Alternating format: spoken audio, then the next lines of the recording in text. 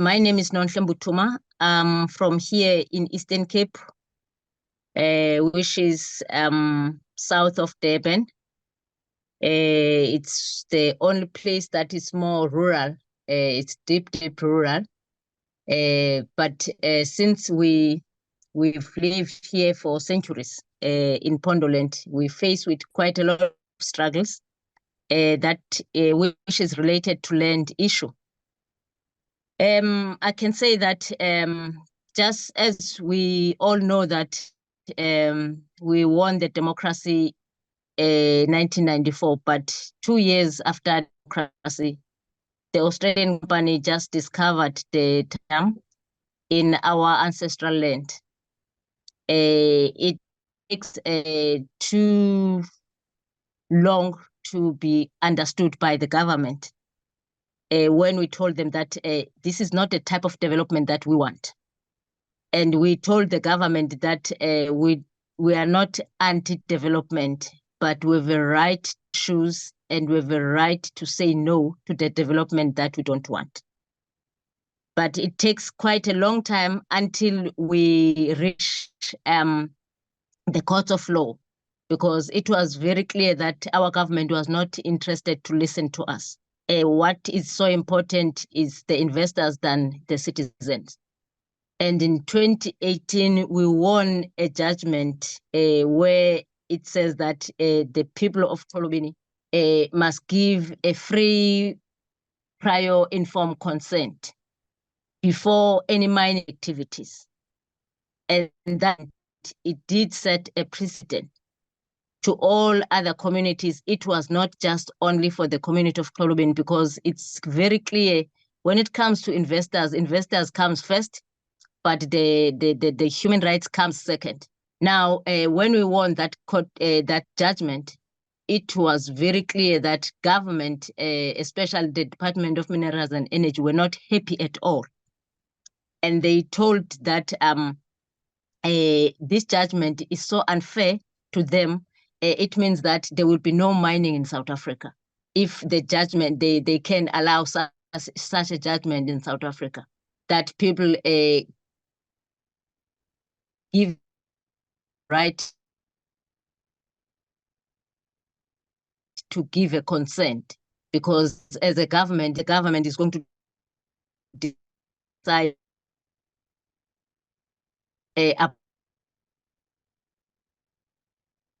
about us without us. That they put in court, they just put only the notices that they will appeal the judgment. And it was not the only struggle that we faced in Xolobeni. Again, there was a proposal of exploration of oil and gas, again, in our ocean. Ocean is part of our livelihood, again. Now, if you start oil and gas, it means that many people are going to be affected that are dependent from the ocean. And also the ocean for us is not just a livelihood, it's our sacred place. Those things also, again, our government did not consider. They just gave a permission to Shell to start the seismic survey in our ocean. Again, we take them to court where with other communities along the coast. And that one, it was really been organized, because all the communities, not only the coastal communities, but also the inland communities were joining the struggle.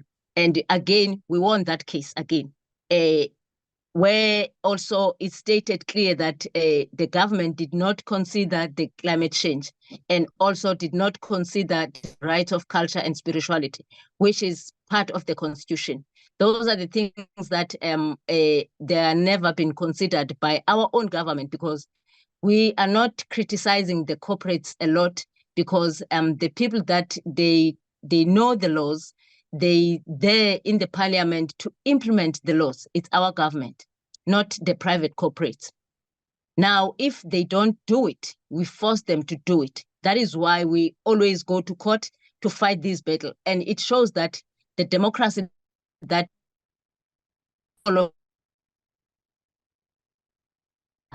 happening. But not only that, again, you know, we're facing quite a lot. We see that we 87 you and land is in the hand community, but this 30% is under where the government, the current government, is in the process of this 13% that is left. Because in our community in Kolobeni right here as we speak, there is quite a lot of mega projects that are being put in place. There is a plan of the proposed N2 route, which is the coastal route. There is also a plan of building a smart city in which is called the coastal towns. And it shows that all those things, the question that we have as people that were living on this land, where are we going to be placed and how are we going to survive? Because it's clear that we didn't learn from the apartheid government where communities were being pushed in the township to be in the squatter camp. Now, our own democratic state is still repeat the same style that communities must be in the township, must be in the squatter camp in order to open for it.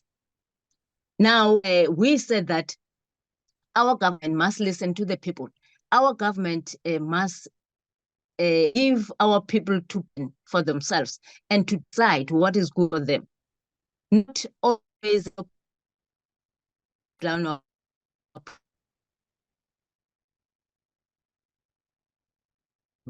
is the issue that has been put aside. As right now we are talking about the weak economy that we have, but we are still busy selling the land out. If you can ask yourself, if we talk about the smart city, where are you going to build the smart city? Where are the people are going to stay? Because the city is a technology city. It's nothing to do with creating jobs for communities, but it's for enriching those that are already rich. Those are poor, they will remain poor. Those arguments are not being discussed on the table. But the time when you start to bring those issues, you are being painted as anti-development. And the question, why the smart city? Why the N2 route? And we are not even anti-road. We said that where our argument, it says that the road must be built in the center of the community, not at the end of the world, in order to be accessible to all the communities, to build this connection, to make sure that our community is being connected. But the plan is not the plan for servicing our society. It's the plan for servicing the corporates again, because they cannot mine without a proper route. They cannot build a smart city without a proper route. They cannot do the oil and gas in the ocean without a road. And the smart city is part of the package for these oil and gas, for their offices, for their accommodation, have nothing to do with our society. Thank you.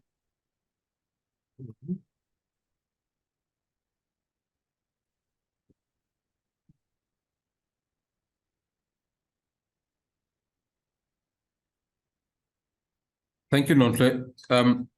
Could you say a little bit more about the court cases? You mentioned that the court ordered that there must be prior informed consent before the developments go ahead. And then you also mentioned that when Shell applied for exploration licenses in the ocean, you went to court about that as well. Can you just explain to the group a bit more about how you approach the litigation? How do you pay for it? Because obviously usually going to court is an expensive business. Are you getting assistance from legal organizations? How does all that work? Yeah, thank you so much. You know, this is a very painful situation as a country that we are facing, because it's clear that when we said that we want the democracy, but this democracy that is right, you need to go to court. You need to fight for your democracy in court. Now, we as communities, we don't have money. We can't afford the lawyers, but we left with no option to try to organize the human rights lawyers that they must assist us as communities to do a work in pro bono, because to fundraise for lawyers are too expensive. It's very difficult to get as community to fundraise. But when the lawyers themselves, because we gave them a mandate that they must fundraise for themselves on behalf of our community. That's how we get the lawyers. And Richardspoor Attorneys Associate, together with the LRC, they work together, and we didn't only work with the lawyers. Also, there are other NGOs in South Africa that also they put a hand to make sure that they support our legal team in terms of fundraising, like the Natural Justice Alternative Information Development Center, Sustain the Wild Coast. You know, there's different green connection. There's different sectors that they put the hands together. And we learn that in order to fight, we need to put our hands together because we have the same enemy. But if you fight your own fight in your corner, it's easy to be defeated. That is why we come together. And the other strategy, it was not only to go to court, and also we use the media to make sure that our story, it's been known. And also the media, to mobilize the media is not an easy task, because the media also, they are not sure if they can take the side of the state or the side of the community. But the more your story, it's been clear to the media, the more the media also come forward. And the other strategy that we use is to mobilize the community, is to educate our community, to make sure that they are not going to be misled. Because if you fight and then your community is not being informed, they are easily being targeted, because the state is keep busy and misleading our communities, promising jobs that are not there, especially the oil and gas. You know, they were just saying that is going to create jobs. You can imagine what type of jobs that the community will get it from the ocean, to mine the ocean. There's nothing. Even in the land mining, you know, technology is taking over. The people jobs, you know, it's nothing, it's less. That is why there's a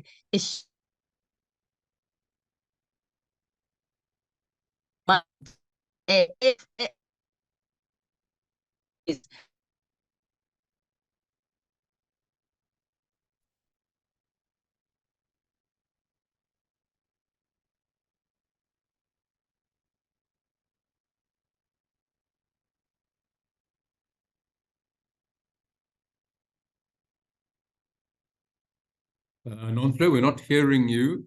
Are you still with us?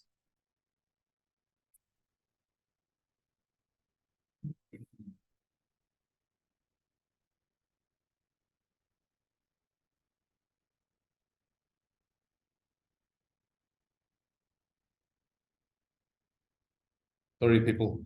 This is difficult. Now we've lost the connection. But maybe she'll rejoin. I think if I can just try to expand a little bit. You know, the important points that we want to bring out here, some of them. I asked the question about the court cases.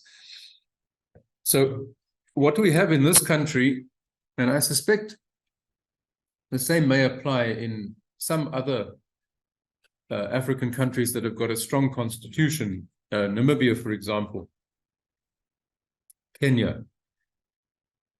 And by a strong constitution, I mean not just the document, but a court system to implement the constitution. Because in Zimbabwe, they've got a fantastic constitution on paper. But unfortunately, the judges don't feel bound to apply it. But so in our situation, we're fortunate. We've got a good constitution. We've got a good independent court system. But accessing it can be, as she said, very expensive.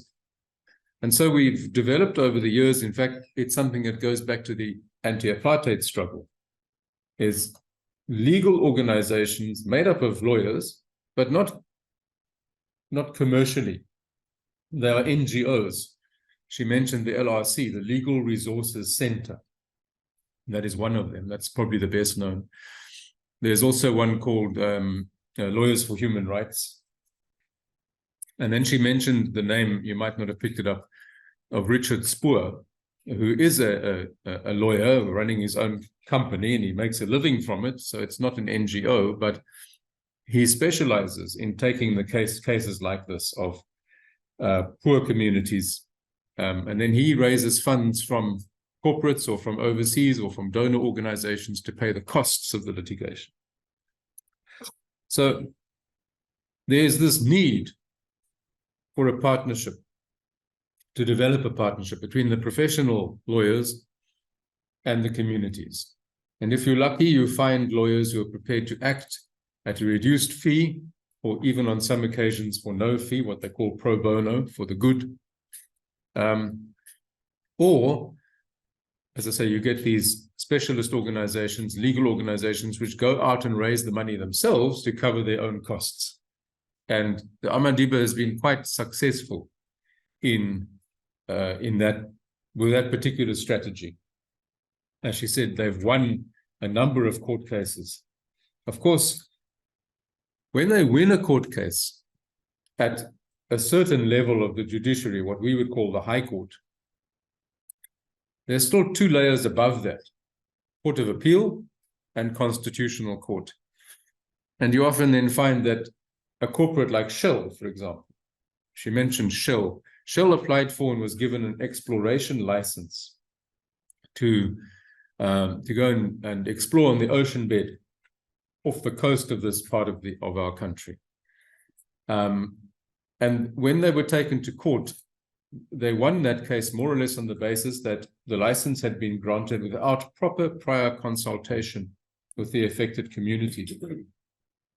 The court did not say Shell can never go and drill there. The court merely said, before you go and drill, you have to consult properly with the communities.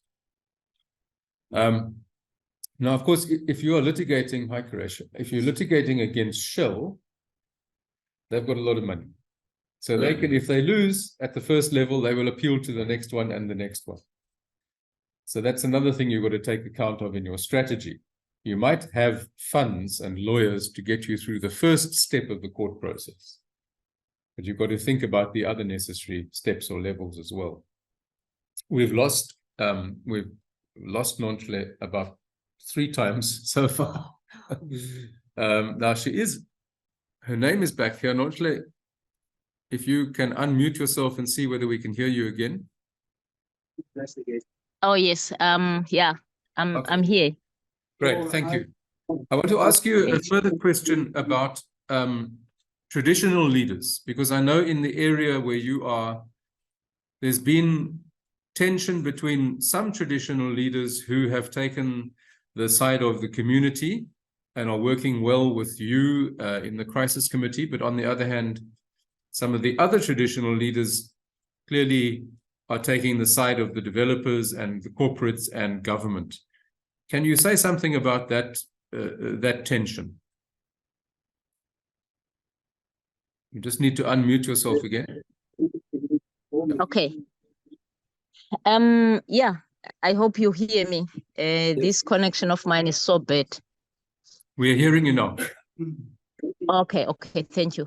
Yeah, in terms of the traditional leaders, you know, it's a big question that we've state system and we have a traditional system. But these two, they should work separate. But the way things are happening, the traditional system, it's becoming a tool of the state in order to access the land in the rural parts or in the homeland. For example, in our case, when the Australian came to our community, because we have king, we have chiefs, we have headmen. Those are steps. The headmen, they are more with the people or head women. But the state recognized mostly the chiefs and the kings.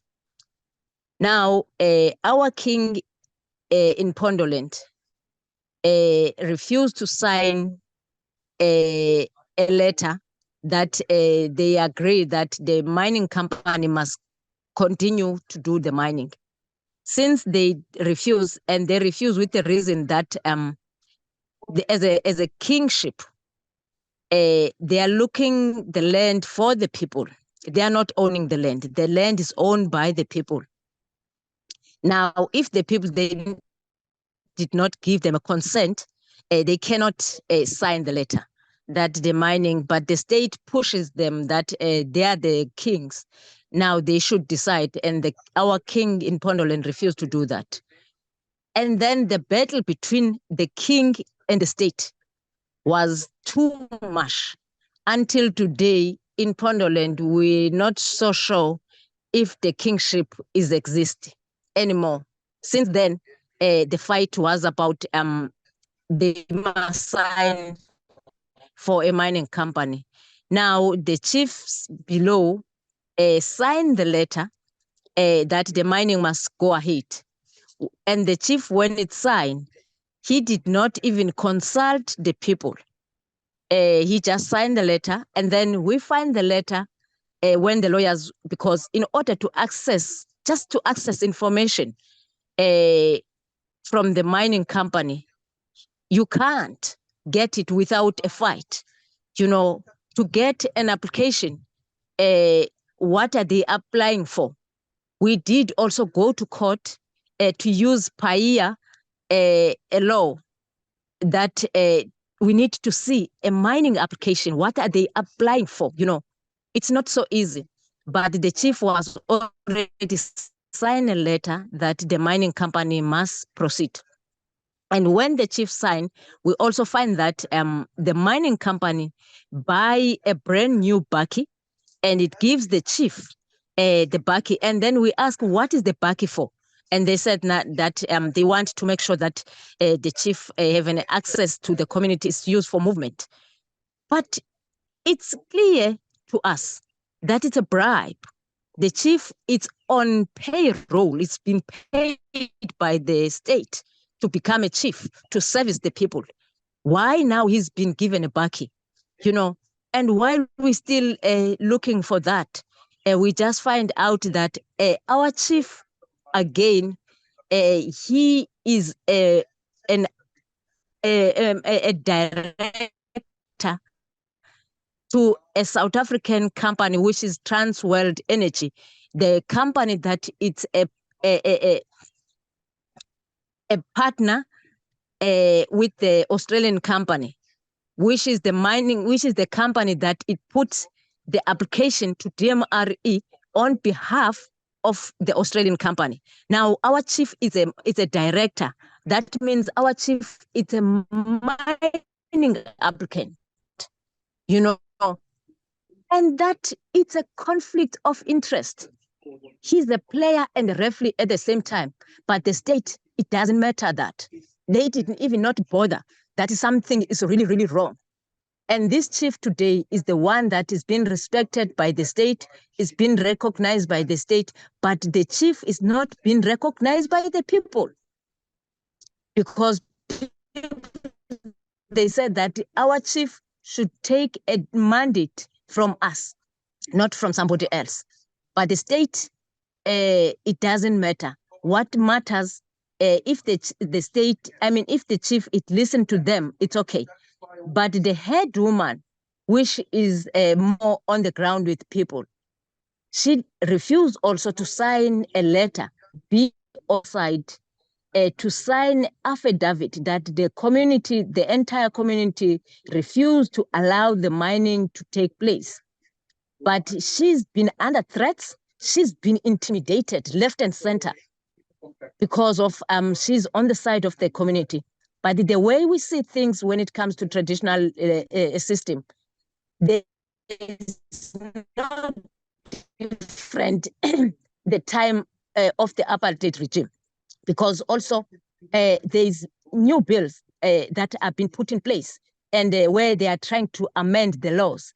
Like when the government tried to push that we must recognize the Koyan sign, and all of us, we were happy because we want Koyan sign to be recognized. We are not happy when we see them outside the fence. And when they were being welcome, we were very happy. But in between the line, when they tried to put that traditional Khoisan leadership bill, they just put one sentence where it says that the traditional leader must make a deal. It's allowed to make a deal with investor without people. Now, it was completely different than allowing to recognizing the Khoi and San. Now it's giving the power to the traditional leaders and taking the power away from the people. You know, again, we fight that in court, because when the parliament signed that bill to enact, we were never been consulted. You know, there's many battles, and you can even see that our democracy is under threat.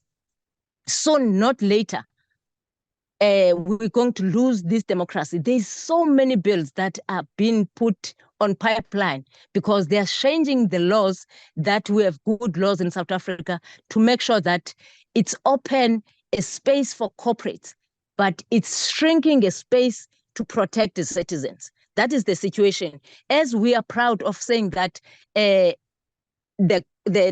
court system is independent, but in other African countries, the court system is not independent. It's same. You know, they can't move, they can't take any cases.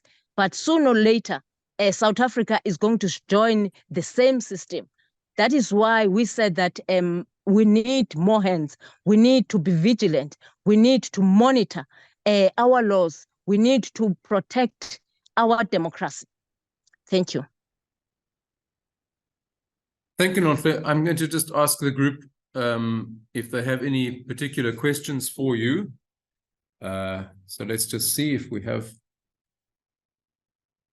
Yes, yes, I do have a question. What is the name again? Nonhle. Nonhle. My question is, it looks like the tension between the chiefs and the people they are leading is caused by maybe lack of assertiveness on the part of the kings. They tend to side with the companies or with the state, leaving out the interest of the people in the circumstances that we have cited. So my question is when the people, they lose trust from their chiefs, is this not an indirect way of stripping the powers of the chiefs by the state? The second question is that are the chiefs here in South Africa getting a monthly salary, or are they paid? Because if they were paid, they wouldn't worry about maybe ignoring the interests of their people, then accepting positions where they will not be free to make decisions on behalf of their people. For instance, you did mention that some of your chief was made a director of a company, which impacts on him in terms of the conflicts of interest. Thank you.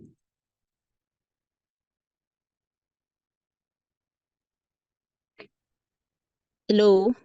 Yeah, go ahead, Nonhle. You know, all the chiefs in South Africa, they are in the payroll of the state. They have been paid by the government. That is why it does not make sense to us that the private company is going to give our chiefs the cars because they have been paid by the state. The biggest problem, as they have been paid by the state, the chiefs are becoming the puppet of the state. The chiefs, they just protect their bread on the table. They are no more protecting the communities, which means the state paying our chiefs. It's a way of controlling the chiefs, because before the chiefs were not being paid, but the chiefs, they were being part of the communities. After democracy, the chiefs are no longer being part of the society. That time, the chiefs, there were some chiefs that were being sell out, taking the bribes. But now the chiefs are no longer the chiefs of the communities, are the chiefs of the state. And then the chiefs of the state are taking the power away from the communities. And the worst part, the state is part and parcel of making the laws that are taking the power away from the people and give the individuals, which is the Bantustan laws. Those laws were implemented during the apartheid regime, even if they were not even written, but they were being implemented that time.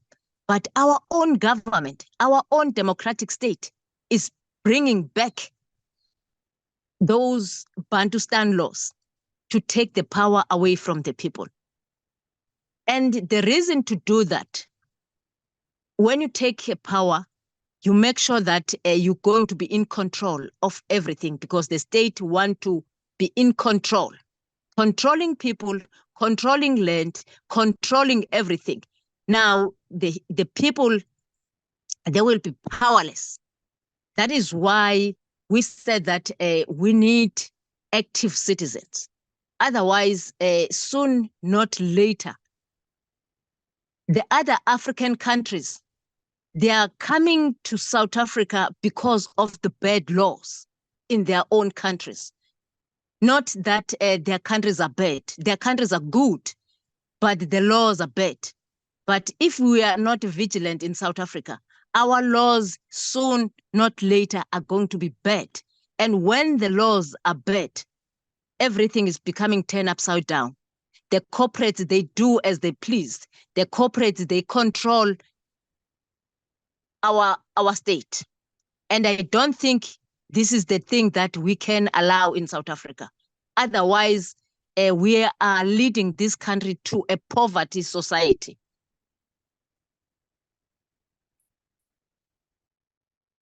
Thanks. Any other questions? Okay, we've got, we'll start with you, Cuthbert, at the bottom there. Okay, thanks so much for a very nice presentation and the experience you've shared. Actually, my question is regards on the stability and the consistency of the people who continue with this struggle, because as far as I understand, this kind of the cases which we also experience in our country, I'm coming from Tanzania, is not actually the failure to implement the court judgment is deliberate, because the government and these investors usually want to destabilize the solidarity among the people by injecting like what you were speaking about, the bribing the chiefs. Later on, they will go to some other few individuals. Later on, they will capture the youth, etc., etc. So my question is, how have you planned as a community to continue with this struggle as long as the government is failing to implement the judgment of the court? Thank you.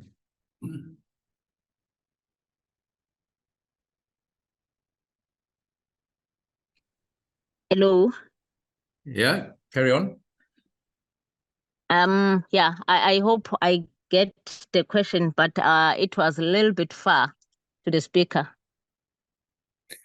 So the question is about the resilience of the communities that you are working with. How do you manage to keep them motivated and strong in the struggle? Okay. Because obviously it's a long-term and it's a very difficult struggle. So the strength of the community, how do you manage that?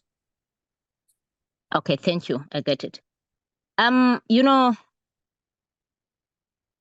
to mobilize a community against the corporates is quite difficult.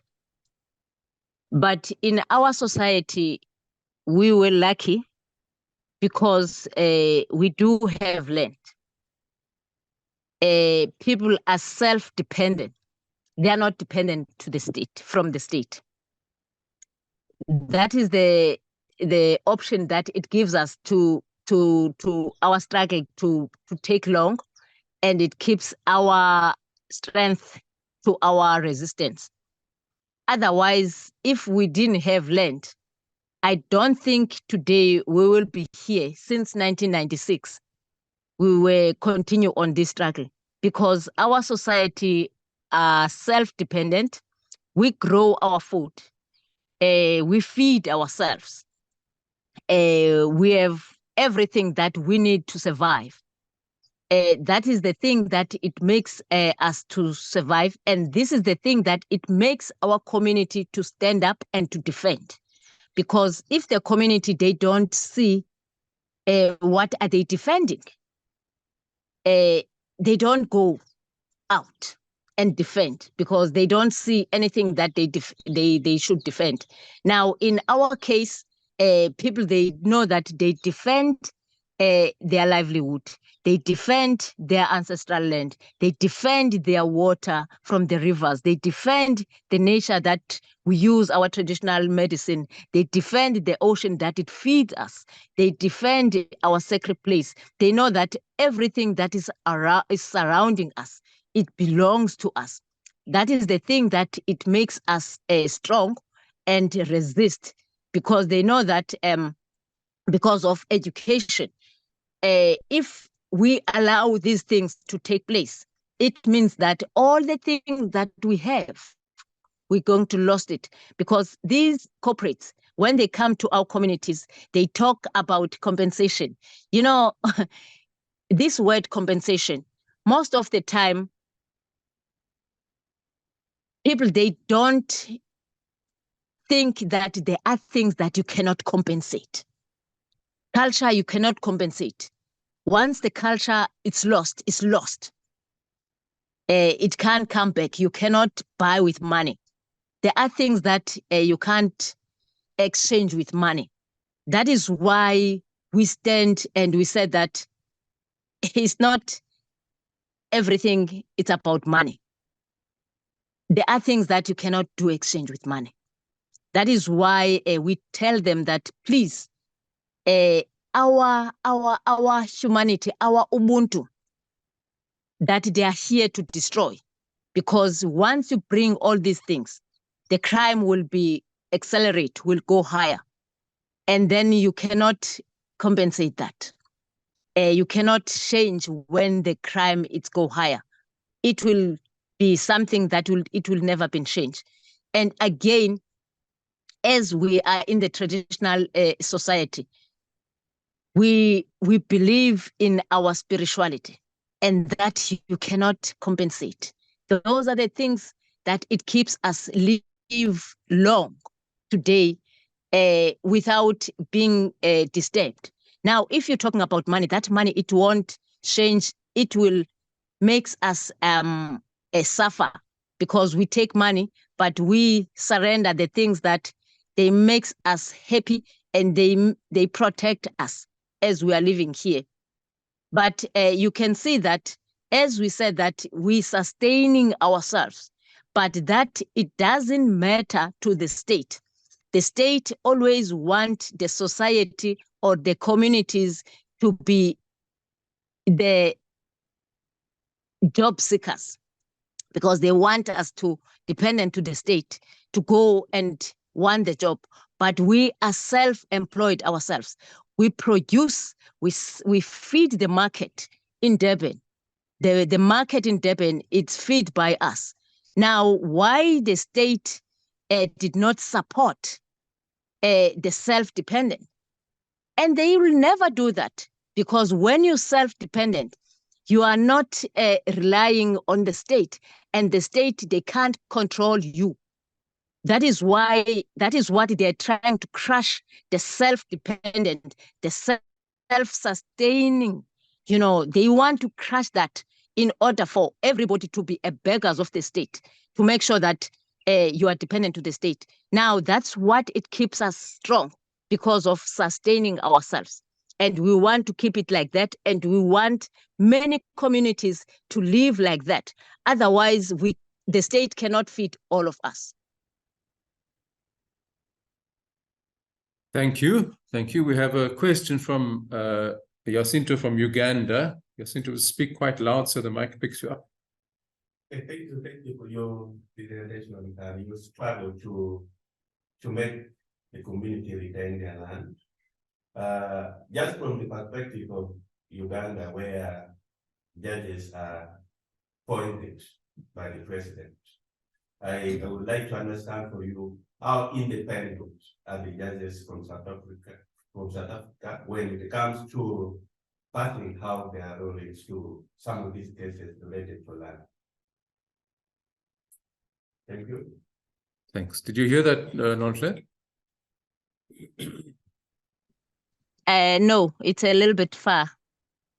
Okay, the question is about our judges and our courts and the independence of the courts. The question is for you to say something about your experience of how independent they are, whether they are free to give judgments or whether they are under political influence. Yeah, at the moment, I can say that in South Africa, the judges are free to give the judgment. They are not being influenced by politics. I can make, for example, these two cases of the Australian mining and the Shell, because it was the case versus the state and Shell. They were working together on the case. They were together, and the community were standing alone. You can see that if the state is being influenced by the politicians, they were going to influence the state on this case, because the state was going out and make sure that this Shell case, it goes ahead with or without the community, without a consultation of the community, because the state was even saying that they did consulting the communities. But we tell the state that no, because that is the role of the state, that the state must make sure that when the private company come to South Africa, the communities are being consulted, or the people are being consulted. That is the law. You cannot avoid that. But the state used that they consulted the people. But we explained to the courts that the state consulted the monarchies, not the people. And the state, because they know that people are people, or communities are communities. The monarchies are monarchies. Now, the state cannot say that when they consulted the monarchies, they consulted the communities. that it shows that the state it's dependent, it's independent. It's not dependent from the politicians' influence. Otherwise, that argument of the state to say that we consulted the people, although that they know that they consulted the monarchies. And it shows again that the state is really believing in the old system, that if you consulted the traditional leaders, you consulted the people. Traditional leaders are not the communities. Communities are communities. They need to go down and they need to make sure that these private companies, they force them to consult us because that's the law. That law, they cannot avoid it. Yeah, it shows that at the moment, the state is still working. I mean, the judges are not being influenced by politicians.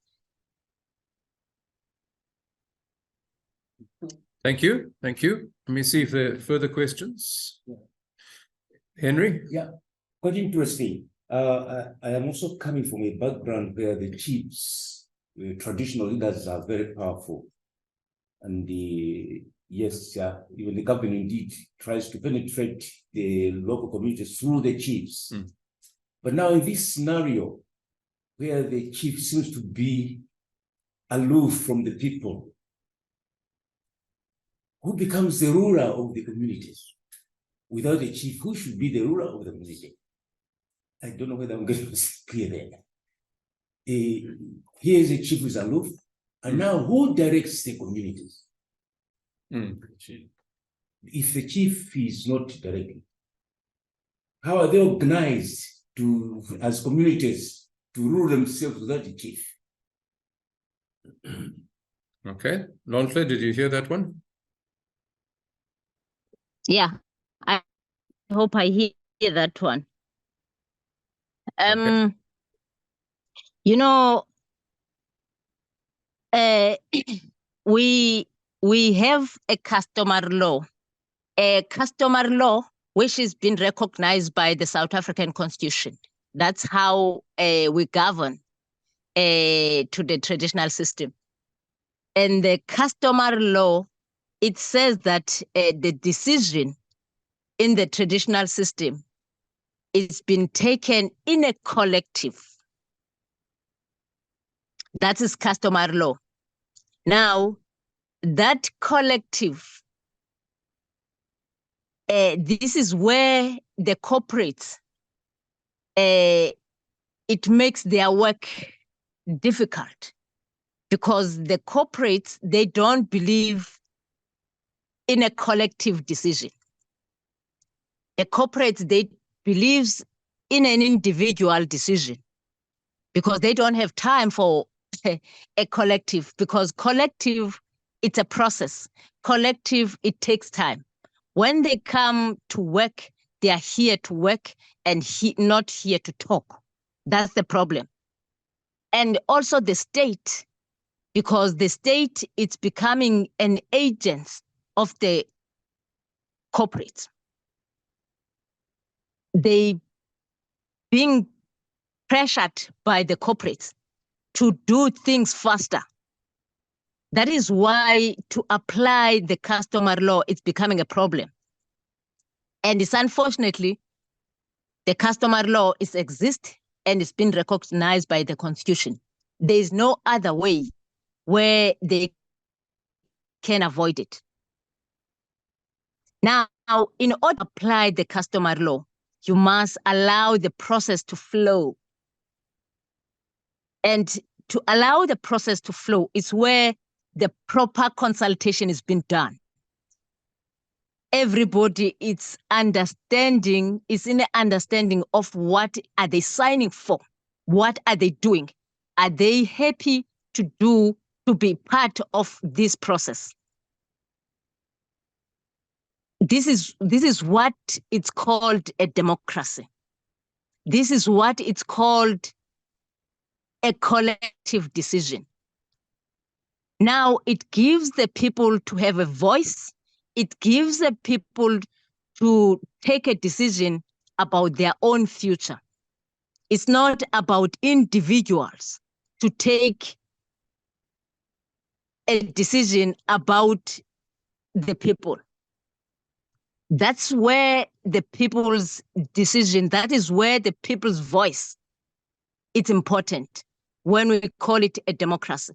And I know this is quite difficult because when we make all these laws, the good laws, it allows that kind of a process that people must take a decision and people must determine their future, not the other way around. That means the people shall govern. That is what we are preaching right now. I hope I did try to answer your question. Thank you. Thank you. Yes. I think I saw Johannes. Thank you. Thank you for the presentation. I have one question. Have you ever played a role in organizing a platform for dialogue or advocacy that involving the participation of all stakeholders, to address the challenges faced by the community and promote positive change? If so, I wonder if you could share your experience as well as the impact of that. So the question is, have you had experience of organizing advocacy that involves all levels and sectors of the community, the local community? And if so, can you describe what the challenges were in organizing that?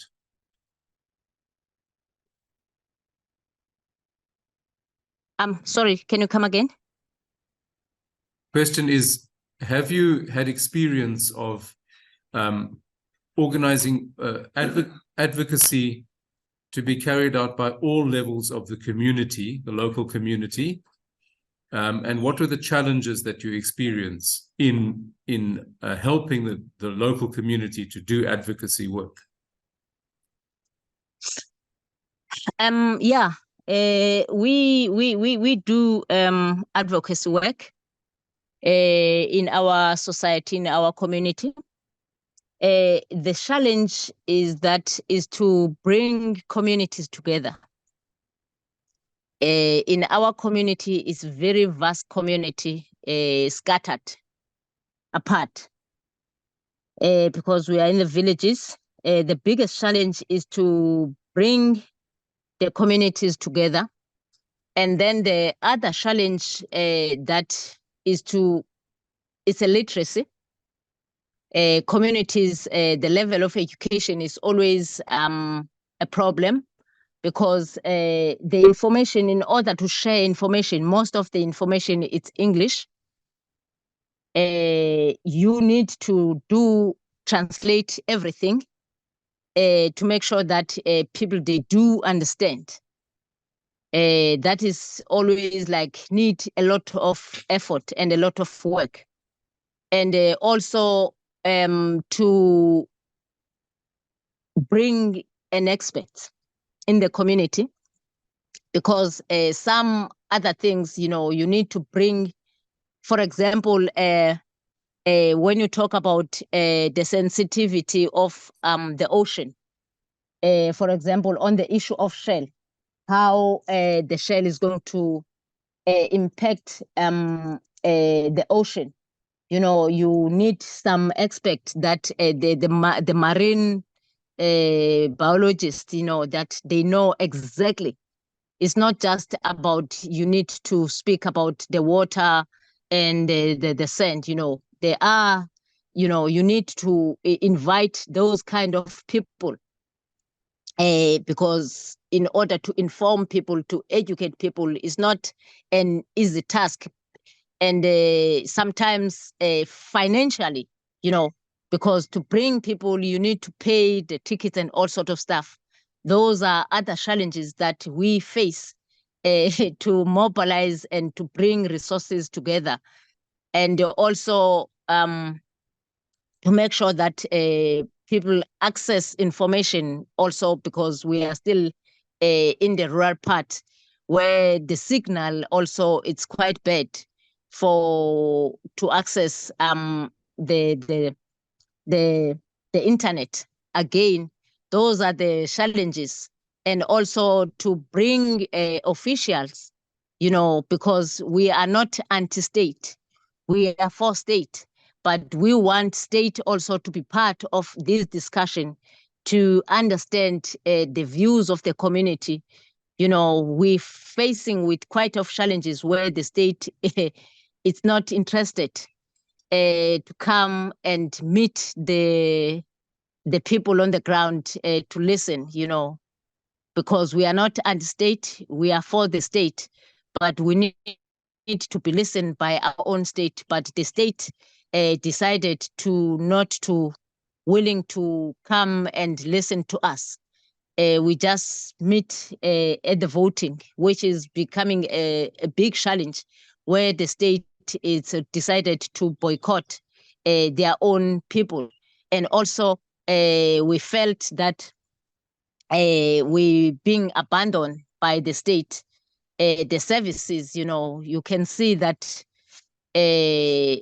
it's becoming a challenge. The basic services in our society is difficult even to do some movement, because the road are not being maintained, all this sort of stuff, because they said that we are anti-development, which is not true. Yeah, those are the challenges that we are facing in advocacy in our society. But we do, even if we say that there is quite a lot of challenging, to go around to visit village to village. That is the task. It cost us quite a fortune to do that, because it's difficult to bring the communities together. Thanks, Nonhle. Further questions? Just Kuresha? Hi, Nonhle. Thank you for your presentation. Just a question around, you mentioned experts, and it would be great if you could just tell us about some of the supporters, your stakeholders, your actors or NGOs or other communities that have supported you. Can you maybe tell us what are some of the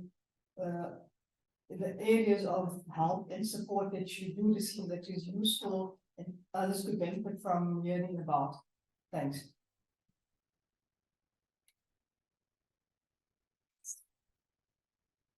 Sorry, can you repeat the question? It was a little bit far. Okay, yeah, I can repeat that. I think there's something wrong with our table microphone, but the question is about the support that you receive. If you can tell us some more about the organizations that are supporting your work, the NGOs and others that you partner with.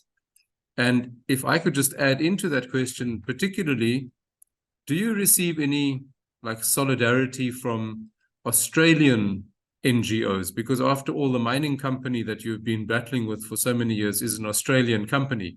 So local NGO support, and do you also get any support or solidarity from outside the country? Yes, yeah, we do get support from the NGOs, South Africa, and from outside, but not from Australia. Australia, it's a because the other countries, they are supporting not just financially, they are supporting, they are doing solidarity in terms of the media, because support is not only financially, it's always like coming in different ways. That's what we appreciate. But in Australia, it's quite difficult, even to get a support from the media, to be exposed, because the supporting of exposure is also a part of the support. But not in Australia at the moment. Since then, it was quite difficult. And I'm not entirely sure, I'm not familiar with the Australian politics. But in terms of South African NGOs, they are doing a lot of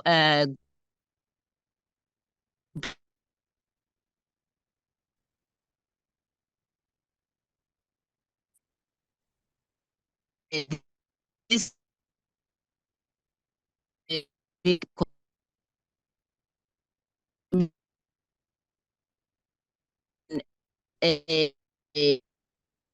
the country as a whole. As I mentioned, that there are laws that are being pushed in Parliament, but the laws that are going to affect all of us in South Africa.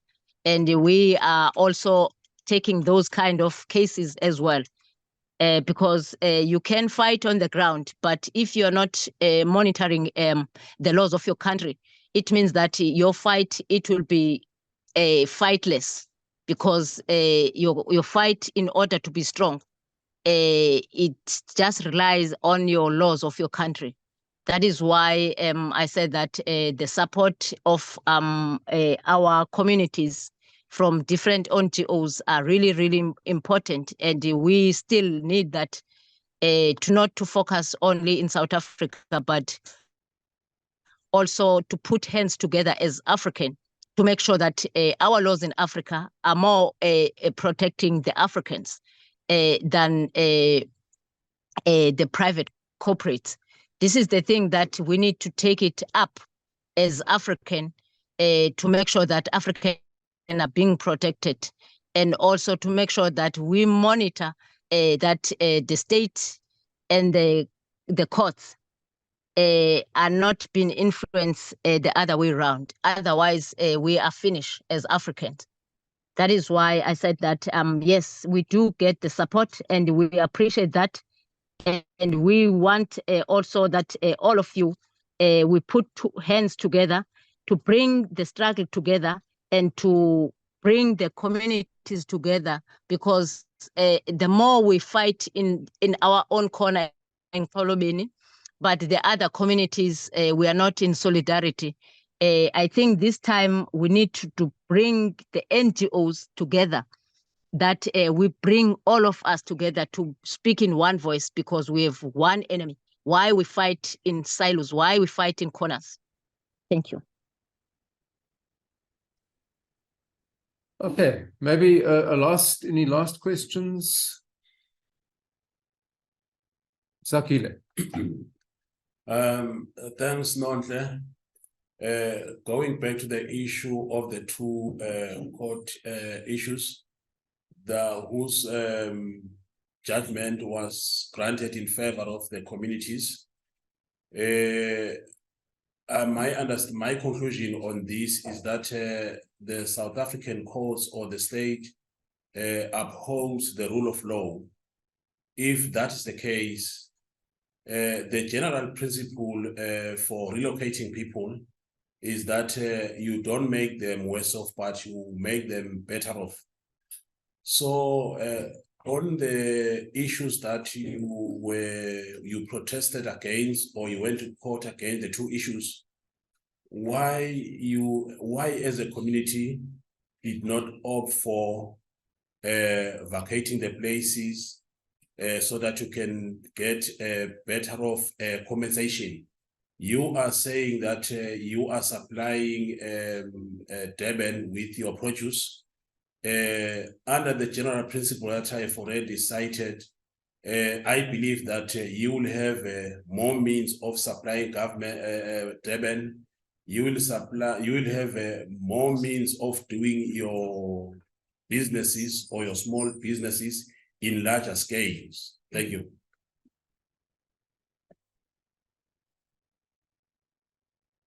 Did you hear that one?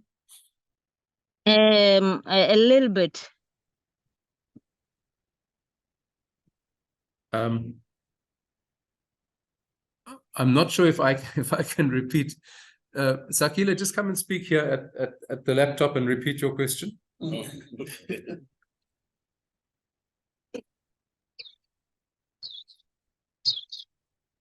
Thank you, Mike. And my question is around a fair compensation. I have said the general principle of relocating people for public good projects is that you should make these people or the community better off than worse off. Then the question is why you did not wanted to take this opportunity to be better off in life by accepting the relocation or the compensation in the two cases that you have narrated to us where you went to court. Because I'm convinced that the South African government is upholding the rule of law from what you have narrated. Thank you.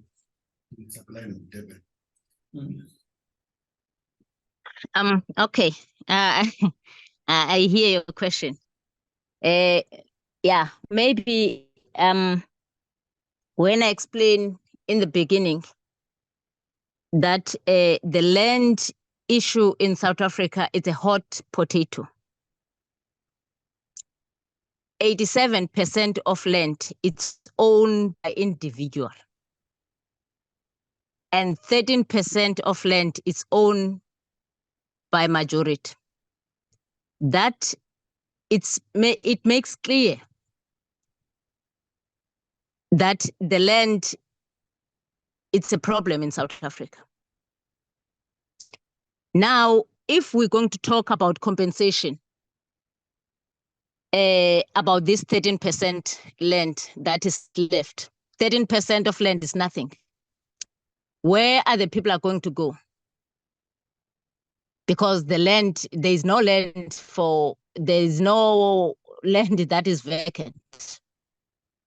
And also, again, when you talk about compensation, there are things that you cannot compensate. It's not everything about money.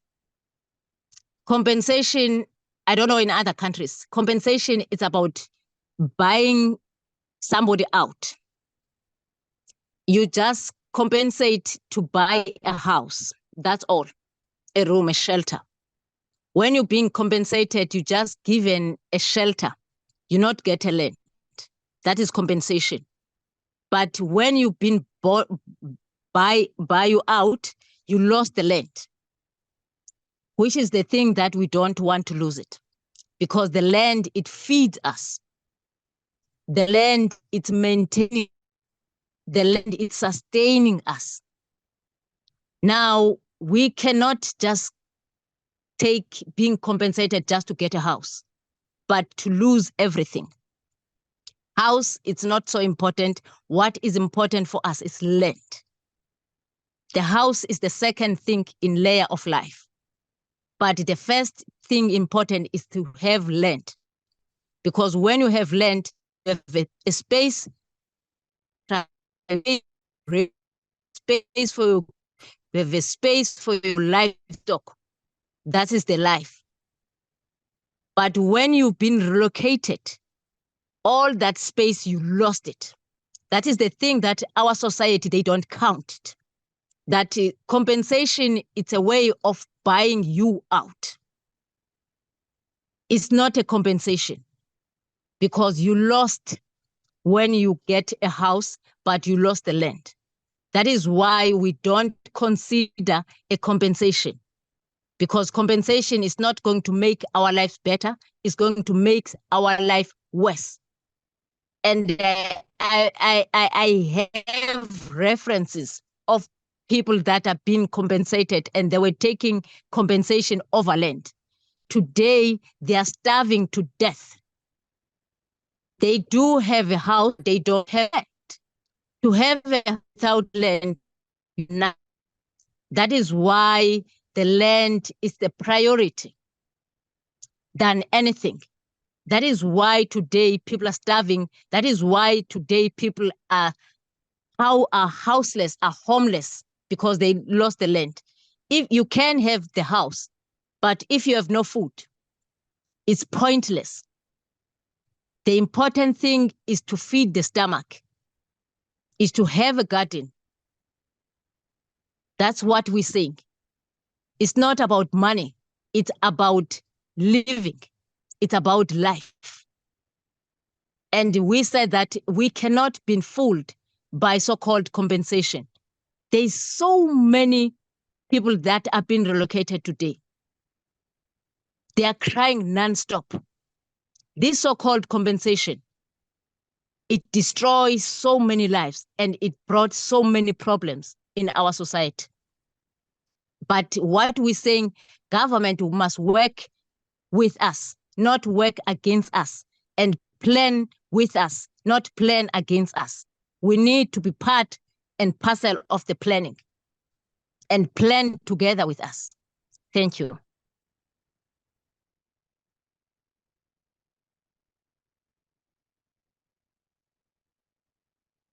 Okay. Nonhle, thank you very much. I think I'm going to let you go. We've had nearly an hour and a half, and I'm very happy that for most of that time, the connection was strong. I know how difficult it is on your side there. And I just want to say from us down here in Cape Town, we follow the work that you are doing with the Amadiba Crisis Committee. We're not always in a position to give you very direct support, but we take a deep interest in it, and we will continue to do so. And I hope that the delegates who are here from other parts of Africa will also continue to watch what is happening. It's a great example of, like, as we said, a case study of how a community is mobilizing itself to fight against some very, very powerful interests. So thank you very much. And as I say, we will continue to watch your work with great interest and great support in spirit. Thank you so much. Thank you. Thank you for listening, and thank you. Okay, thanks a lot.